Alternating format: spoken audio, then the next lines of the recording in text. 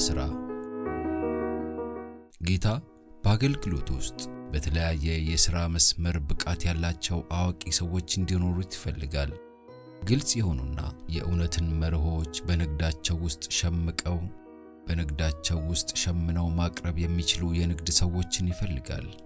ችሎታዎቻቸው ጥልቅ በሆነ ጥናትና ስልጠና ወደ ፍጽምና መድረስ አለባቸው። በማንኛውም የሥራ ዘርፍ ያሉ ሰዎች ጠቢባንና ንቁ ለመሆን የተሰጧቸውን አጋጣሚዎች ማሻሻል ከፈለጉ ማድረግ ያለባቸው ችሎታቸውን በዚህ ዓለም የእግዚአብሔርን መንግሥት ለመገንባት የሚጠቅሙ መሆን አለባቸው። ከዳንኤል የምንማረው ነገር ቢኖር በተሰማራበት የሥራ ዘርፍ ሁሉ እጅግ ጥብቅ የሆነ ቁጥጥር ቢደረግበትም እንኳን አንዲት ስህተት እንዳልተገኘበት ነው። እርሱ ለእያንዳንዱ የንግድ ሰው ሊከተለው የሚገባ ምሳሌ ነው። የእርሱ ታሪክ የአእምሮን፣ የአጥንትን፣ የጡንቻን፣ የልብንና የሕይወትን ብርታት ለእግዚአብሔር አገልግሎት የሚቀድስ ሰው ምን ማድረግ እንደሚችል ያሳያል። ፈርሃ እግዚአብሔር ያላቸው ታማኝ ሐኪሞች ከያዙት የበለጠ አስፈላጊ የሆነ ሚስዮናዊ ሥራ መስክ የለም። አንድ ሰው ታላቅ መልካም ሥራ መስራት የሚችልበት ወይም በዘውዱ ላይ የሚብለጨለጩ ብዙ ዕንቁዎችን መማረክ የሚችልበት ከዚህ የበለጠ የሥራ መስክ የለም። እርሱ ወደሚገባበት ወደ እያንዳንዱ የሕመምተኛ ክፍል የክርስቶስን ጸጋ እንደ ጣፋጭ ሽቶ ይዞ መግባት ይችላል። በኃጢአት ለታመመችው ነፍስ እውነተኛ የሆነውን የፈውስ ዘይት ሊወስድላት ይችላል።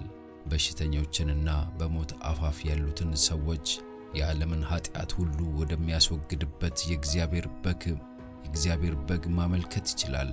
ሕይወታቸው በአደጋ ላይ ላሉት ስለ ዘላለማዊ ጉዳዮች መንገር ሁኔታቸውን የከፋ ስለሚያደርግባቸው አስፈላጊ አይደለም የሚሉትን አስተያየቶች መስማት የለባቸውም።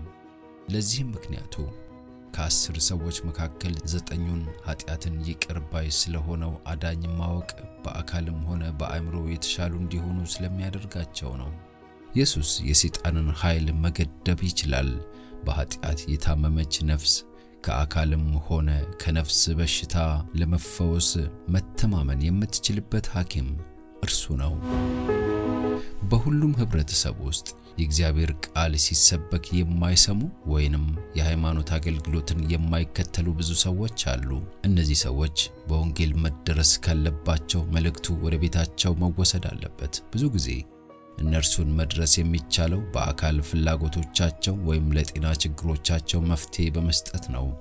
ለበሽተኞች የሚጠነቀቁና ለድሆች ተስፋ መቁረጥ መፍትሄ የሚሰጡ ነርሶች ከነርሱ ጋር አብረው ለመጸለይ ከእግዚአብሔር ቃል ሊያነቡላቸውና ስለ አዳኙ ለመናገር ብዙ አጋጣሚዎችን ያገኛሉ።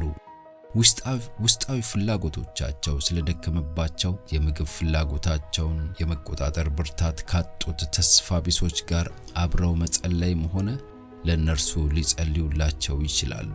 ወደ ተሸነፉና ድፍረት ወዳጡ ሰዎች ሕይወት የተስፋን ጮራ ማምጣት ይችላሉ።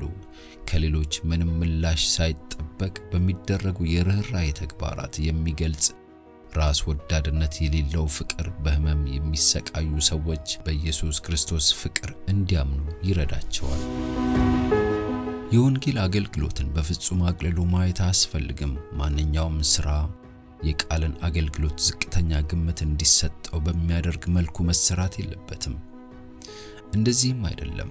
አገልግሎቱን የሚያቃልሉ ክርስቶስን እያቃለሉ ናቸው። ከሁሉም ሥራ የሚበልጠው ሥራ በተለያየ መስመር የሚደረግ አገልግሎት ነው። በወጣቶቻችን ፊት የወንጌል አገልጋይ ከመሆን የበለጠ የተባረከ አገልግሎት እንደሌለ ሊቀመጥ ይገባል። ወጣቶቻችን ወደ አገልግሎት ከመግባት አይራቁ። አንዳንዶች የጋሉ ሁኔታዎችን በመመልከት እግዚአብሔር እንዲሄዱበት ከሚጠይቃቸው መንገድ የመራቅ አደጋ አለ። አንዳንዶች ወደ ወንጌል አገልግሎት ለመግባት መዘጋጀት ሲገባቸው በሕክምና ዘርፍ እንዲሰለጥኑ የተደፋፈሩ አሉ። ጌታ በወይኑ ቦታ ላይ የሚሰሩ ብዙ አገልጋዮችን ይፈልጋል። ቅጥሩን አጽኑ፣ በዓለም እያንዳንዱ ክፍል ታማኝ ዘቦችን አቁሙ የሚሉ ቃላት ተነግረዋል። ወጣቶች ሆይ እግዚአብሔር ይጠራችኋል። እርሱ የሚጠራው ትልቅ ልብና ትልቅ አእምሮ ያላቸውን ለክርስቶስና ለእውነት ጥልቅ ፍቅር ያላቸውን አጠቃላይ የወጣት ሰራዊቶችን ነው።